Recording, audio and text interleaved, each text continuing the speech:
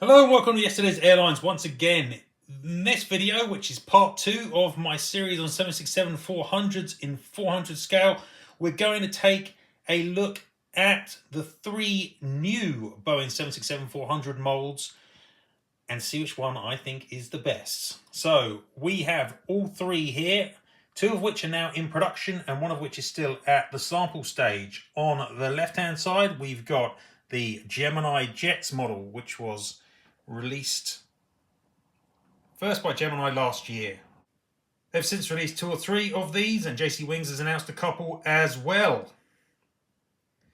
On the right hand side we've got the NG models mold sample, which I reviewed towards the end of 2023. Sent back some suggestions for refinements to NG, and we haven't seen the mold in production as of yet, so it'll be interesting to see when it appears and what it looks like. And then lastly we've got the new Panda models 767-400, and this is one of the first of the 3 releases. The Star Alliance United Airlines example. There's also a United Airlines standard colours and a Delta Airlines version as well, which are also released at the same time. Now, without blowing my horn too much, I am the only person probably in the world actually that has all 3 of these models available to them at the moment, and that is thanks to both NG models and Panda models who have sent me through their 767-400s for review. The Gemini one I bought at retail. Gemini Jets do not like me very much, but it gives me this unique opportunity to take a look at all 3 of these molds together and have a look around the details and work out which one I think most closely resembles the big 767. So that's what we will be doing in this video, having a look at the details of these molds, which one I think is the best. So stay tuned for that. Before I do that, please chuck a like on the video and subscribe to the channel. I always appreciate that. Thank you very much. Check me out at yesterairlines.com and at yesterairlines on Instagram and Facebook, where I publish really regularly. So if you want to keep an eye on everything that's going on in 400 scale, then please do so through my channels. But now let's get on and check out each of these and see which one I think is the winner. Okay, so let's begin. Now I'm going to keep this video reasonably informal. I've already done a detailed scoring of this Gemini mold, comparing it to the old Dragon Wings version, and to be honest, it didn't do particularly well. That is available at yesterdaysairlines.com, the website. But let's keep it informal. I won't score the parts here. I'll just point out the differences and whether I think that they're good and bad between the 3 molds. So we'll start off looking at the front of the model, and we'll start with the Gemini version here. And ignoring the nose gear, I think that broadly the nose and this forward region of the airframe is actually really quite good. Gemini have always had a decent 767-300 mold, albeit quite old, and this one carries or seems to have pretty much the same lineage as that in terms of the shape of the nose cone area and around the cockpit as well. So I actually think that it's doing okay in that area, though perhaps it's not helped by the cockpit windows. Now, an area which I think is less good at the front is the nose gear. You can see that the tyre is quite large, but also that the gear leg itself is quite short. Also, the nose gear doors tend to seem to be a bit recessed into the fuselage, and I've noticed that this model has a tendency, when you actually have it sitting, to actually not want to sit on its nose gear. You can see here it's just kind of sitting up, and you have to kind of push it down almost to get it to stay on its nose gear, which really illustrates that the nose gear is too short on this 767-400 mold. So I quite like the nose, don't like that nose gear at all.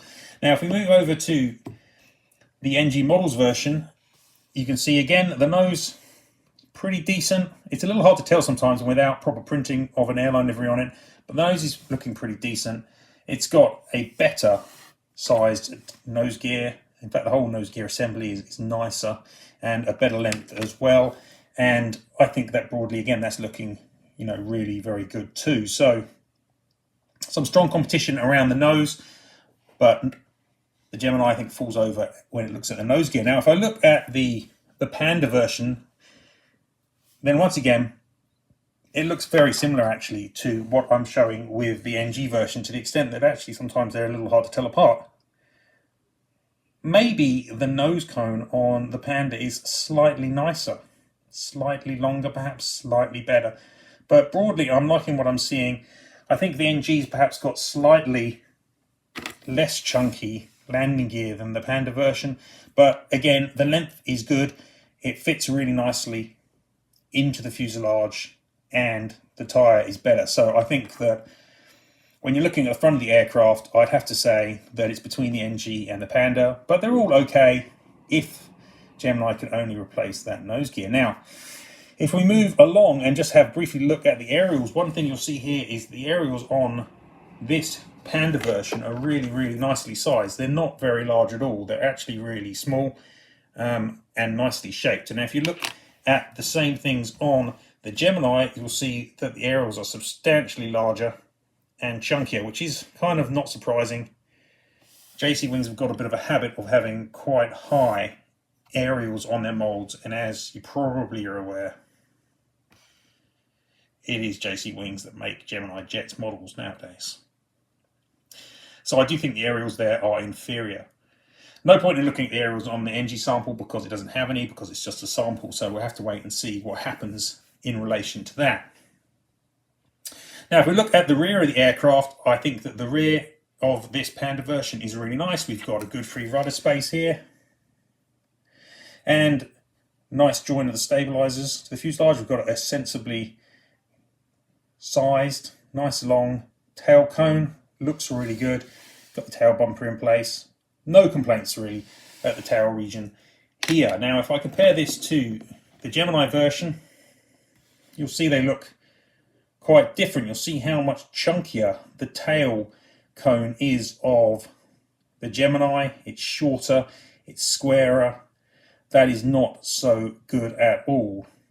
The tails themselves look okay, and I think that the stabilisers look okay as well, though you have to say that there's an attempt here to show the moving surfaces on the Panda, and they just kind of slot in the whole of the horizontal stabs on the Gemini. So you've got to say that the tail region of the Gemini is definitely inferior to that of the Panda.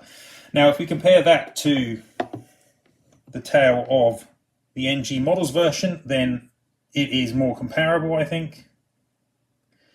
Again, they look very similar. They've both got very similar shaped tail cones. They've both got very similar shaped tails. They've both got some nice detailing when it comes to the stabilisers. And I do think that these basically look very, very similar at the tail. Both substantially better than the Gemini. Moving to the fuselage join.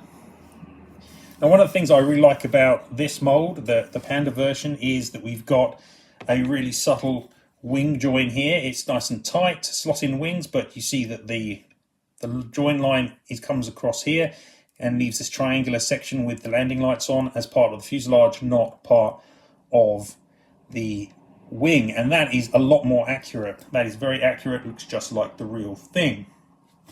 It is a similar finish that you get with the NG models version as well. Again, they look similar because they're accurate, not because they're copying each other. It's because they're correct. And then if you look at the Gemini version, this is one of the mold's worst portions. The Gemini here have taken a much more old-fashioned approach to the wing join. It just joins along the whole way. That triangular portion is not part of the fuselage, but is instead part of the wing. It's nowhere near as accurate when you compare it to what is being attempted on the Panda models version. Nowhere near as accurate at all. Quite old-fashioned way of getting the wings to join, in fact. So definitely inferior in that space. Moving to the engines. And it appears that Gemini have basically just reused the kind of generic engine that comes with their 767-300s. It's lacking a lot of detail. It doesn't have the little spiky portions that are at the top and bottom of the nacelle here. It's got a piece of exhaust coming out of that secondary stage portion there, which shouldn't be there. And it's just generally quite generic, and I don't think especially good. Also, it's lacking the fin detailing that should be on the inside of the engines here. So it's lacking a lot of features. It's a very generic engine, and as I say, I think they probably just reused what was on their old 767-300 mould. Compare that to the new engines on the Panda version, and hopefully you can see the difference is quite substantial.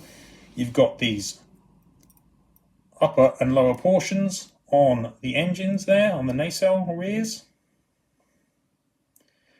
You've got a much more accurate end to the hot section. Moving around the front, we've got some really good fan detailing on these engines too. And of course, as you can see, we've got the little fin as well. Much better, a much more accurate engine on the Panda version there. Now if we go to the NG version, once again, it's got the new features you'd expect. It's got the engine detailing on the back of the nacelles. It's got the fins on the inside of the engine nacelles. It's got fan detailing, though it's not coloured yet on this sample.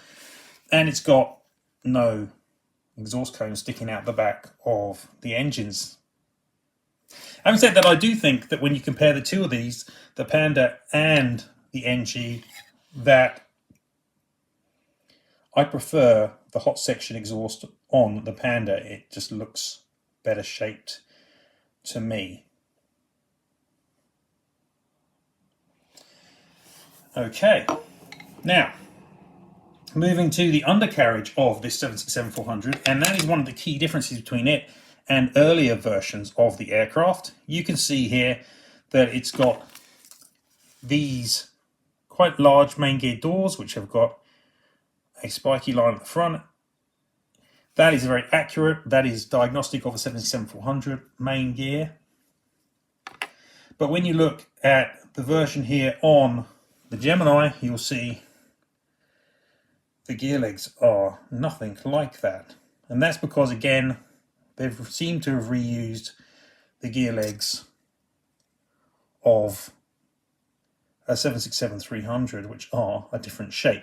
Now, that also appears to be a mistake that NG have made on their sample as well. And when you look at the gear legs, they are also incorrect. And that's one of the things which I'm sure NG will be changing. So a clear winner when it comes to landing gear, or the Maingear at least, and that has to be the Panda. It's the only one with accurately shaped Maingear doors. Now, looking at the wing detailing in general, really good shape on the wing from the Panda model, flap detailing, and a nice shape to the winglets. It is lacking the fuel drain pipe, which comes out about here for fuel dumping in an emergency. So that's one feature it does not have, but it does generally have some nice detailing, and it's got very good flap track fairings here as well, nice and pointy and stick out well beyond the trailing margin of the wing. So that's looking pretty good. The Gemini also has some really nice wings on it actually, and possibly better flap detailing than on the Panda. It also has the fuel dump pipe, which is missing on the Panda, and it's got some pretty good flap track fairings as well. They're a bit flat at the top when they join, but overall I think it's got a good wing on it, the Gemini Jets version. That's one of its best portions, at least in terms of detailing anyway, and we'll look at another aspect in a minute. The NG version, now this one also is lacking some of the elements. It's lacking that fuel drain pipe, which should be about there. So much like the Panda, but otherwise it's pretty good. But one thing it is also needs refining is the length of the flap track fairing. You see they're very short after the wing trailing edge there. So for me, again, I think that that's something they need to modify. You can see if you compare it to the Panda version, they are definitely shorter, not as spiky. So that's definitely something, again, which could be modified on the NG sample. Now, lastly, when you look at the aircraft from the front, it's got good wing dihedral there. It looks quite good. And that's the same, again, on the Panda version. When you look at it from the front, nice dihedral on the wings, no problem there. However, when you look at the Gemini version, one of the things that really stands out, especially when you've got the aircraft side on, is how the wings kind of point down, almost anhedral. And certainly when you have these guys on the ground here and you compare where the wingtips meet, you can see that the Gemini wingtips fit actually underneath quite clearly because they're pointing down so much in comparison to the aircraft itself. And that is one of the things which does stand out quite closely when you actually look at the model themselves side by side or side on, which we'll do now. So here we go, we have the Gemini version. You can see that it's got quite a strong nose down attitude, which is good for a 767-400, but it's mainly got it because the nose gear is just so short, not because the main gear is taller than it should be. It does seem to have too much nose down actually, but you can see broadly it looks okay, but you can see the wings kind of point downwards. The engines are a bit generic. Main gear is incorrect, tailcone too short, aerials too large. In detail, it's got quite a bit that is wrong with it.